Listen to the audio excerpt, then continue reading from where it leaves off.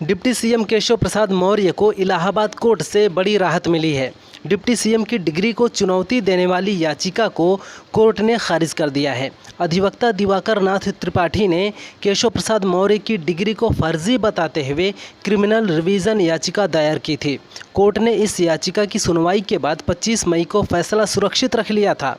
कल हाईकोर्ट ने इस याचिका को खारिज कर दिया है। आगरा के ताजगंज थाने में एक युवती ने अपने दोस्त अमित कुमार त्रिपाठी के खिलाफ तहरीर दी है। युवती के मुताबिक अमित से कंप्यूटर क्लास में उसकी दोस्ती हुई थी। अमित ने शादी का झांसा देकर युवती का रेप किया और अश्लील वीडियो बना ली। इसके बाद आरोपी ने ब्लैकमेल करके युवती का प्लॉट बेच दिया। साल 2019 में युवती की शादी हो गई। इसके बाद अमित ने युवती के पति को अश्लील वीडियो दिखाकर शादी तोड़वा दी। एलन मस्क के नई पार्टी के ऐलान पर डोनाल्ड ट्रंप की प्रतिक्रिया आई है। ट्रंप ने मस्क का मजाक उड़ाते हुए कहा, मुझे दुख हो रहा है कि मस्क पूरी तरह से पटरी से उतर गए हैं और पिछले 5 हफ्तों में एक बेकाबू ट्रेन जैसे हो गए हैं। मस्क अब अमेरिका में तीसरी राजनीतिक पार्टी शुरू करना चाहते हैं जो इतिहास में कभी सफल नहीं रही है। अंबेडकर नगर में पूर्व अपर मुख्य चिकित्साधिकारी डॉक्टर ब्रह्मनारायण तिवारी के आवास को रिनोवेशन के लिए खोला गया तो वहां का नज़ारा देख होश उड़ गए। करीब 10 साल से बंद पड़े इस बंगले को खोला गया तो बिस्तर में 22 लाख रुपए बरामद हुए। ये रकम 500 और 1000 के नोटों में है।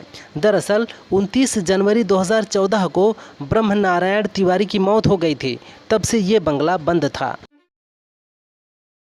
यूपी के सहारनपुर में कांग्रेस सांसद इमरान मसूद ने बिहार में मतदाता सूची के स्पेशल इंटेंसिव रिवीजन को चुनौती देने वाली याचिकाओं पर कहा, चुनाव आयोग निष्पक्ष नहीं है। बिहार में 80% लोग पिछड़े और दलित हैं।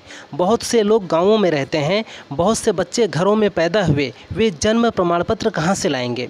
इलेक्शन कमीशन लोगों को उनके अधिकारों से वंचित करने की कोशिश कर रहा है। सुप्रीम कोर्ट को संज्ञान लेना चाहिए।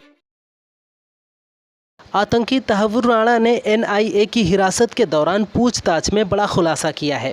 राणा ने पूछताछ में बताया कि वह 26/11 हमले की आतंकी साजिश में शामिल था और हमले के वक्त मुंबई में ही मौजूद था। इसके साथ ही उसने पाकिस्तान का एजेंट होने की बात कबूली है। राणा ने यह भी बताया कि उसके दोस्त डेविड हेडली ने आतंकी ट्रेनिंग भी ली थी। यूपी के कई जिलों में बारिश का दौर जारी है। कानपुर में गंगा नदी उफान पर है। नदी का पानी तेजी से बढ़ रहा है। यहां गंगा किनारे बसे 2000 घरों पर बाढ़ का खतरा मंडरा रहा है। बता दें कि यहां नदी किनारे 8 गांव बसे हुए हैं और बाढ़ के खतरे के कारण डर के साए में हैं। गंगा नदी के किनारे कटान भी शुरू हो गया है। इससे गाँव वालों की बेचैनी और बढ़ गई है। इसकी वजह से करीब 10,000 लोग प्रभावित हो सकते हैं।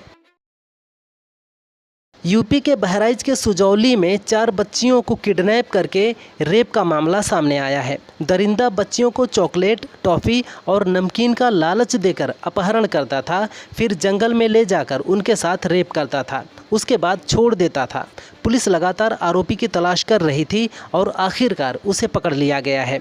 आरोपी की पहचान अविनाश पांडे उर्फ सिंपल के रूप में हुई है। पूछताछ की जा रही है।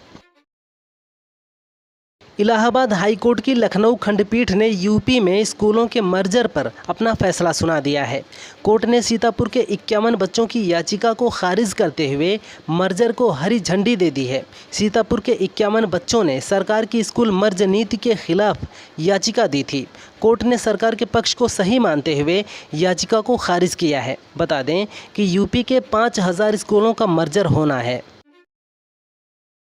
भाजपा सांसद और एक्ट्रेस कंगना रनौत अपने संसदीय क्षेत्र हिमाचल में मंडी के बाढ़ प्रभावित क्षेत्र सराज पहुंची। यहां कंगना पर एक महिला भड़क गई और कहा, अब सिर्फ फोटो खिंचाने आई हो क्या? इस पर कंगना ने महिला से कहा, सारे लोग कंगना कंगना बोलते रहते हैं। मेरे पास कौन सी कोई कैबिनेट है, ना ही मेरे पास कोई राहत कोष आता है।